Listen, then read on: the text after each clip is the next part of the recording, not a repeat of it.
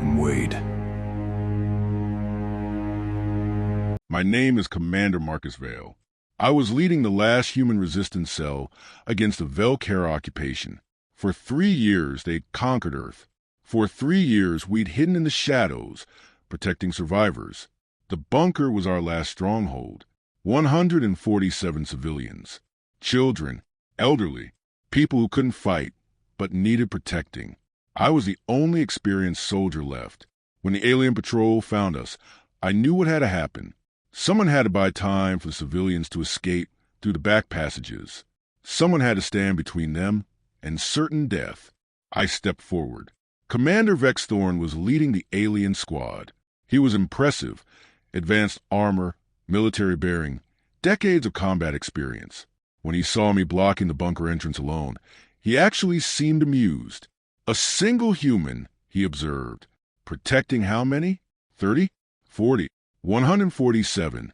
I said, "You understand this is hopeless," he said. "You can't stop me. You can't stop my soldiers.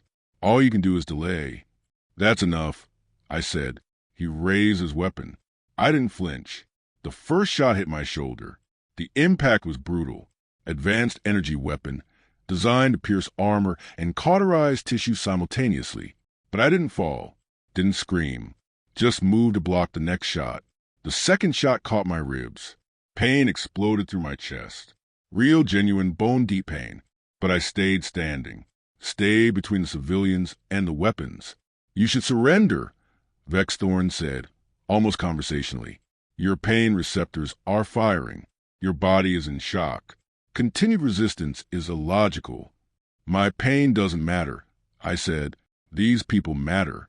The third shot hit my leg. I went down to one knee, but didn't retreat, just repositioned to keep blocking. Vex Thorn seemed almost curious now.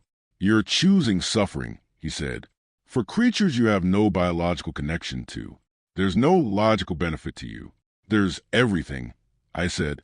"If protecting them doesn't matter, then nothing matters."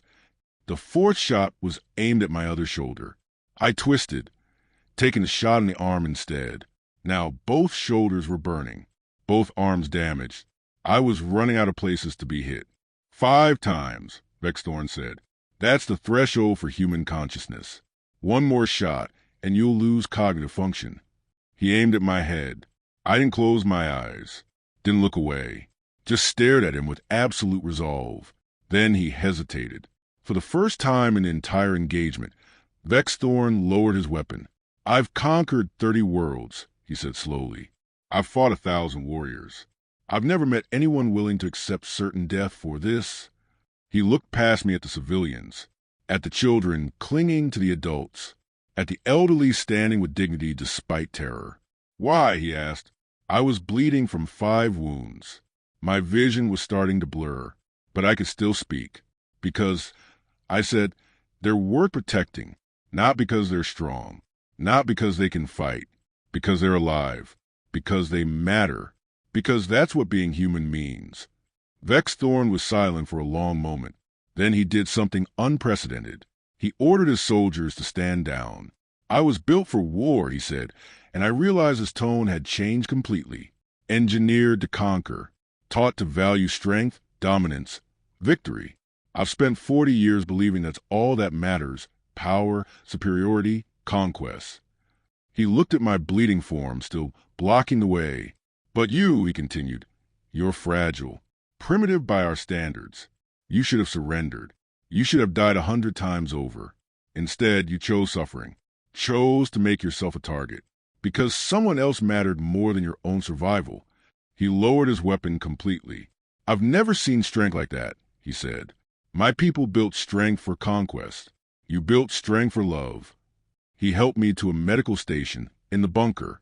Over the following weeks, as I recovered, Vex Thorn made a choice that shocked the Velaris military. He defected.